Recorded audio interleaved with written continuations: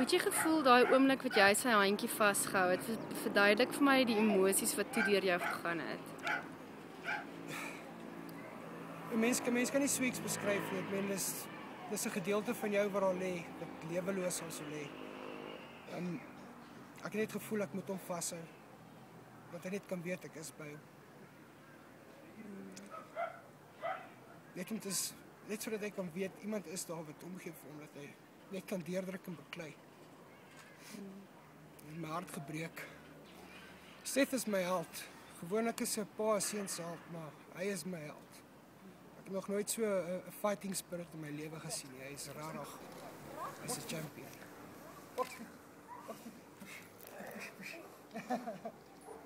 My hart is baie seer oor wat met Seth gebeur het. Ek voel ons as beroof van 'n seun wat 'n wonderlike lewe kan hê.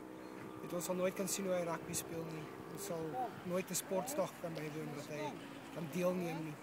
En dit maak baie seer. Dit breek 'n mens se hart om te sien dat 'n laaitjie wat so baie potensiaal het, beroof is van sy lewe. Kan jy wen? Okay, wat ek deurgegaan het, wens ek vir geen ander vrou toe nie.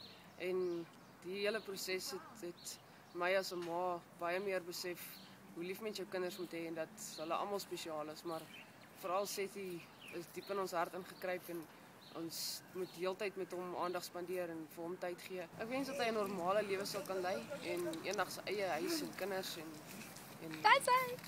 'n vrou kan hê vir wie hy lief is en dat hy nie net op ander mense sal depend heeltyd.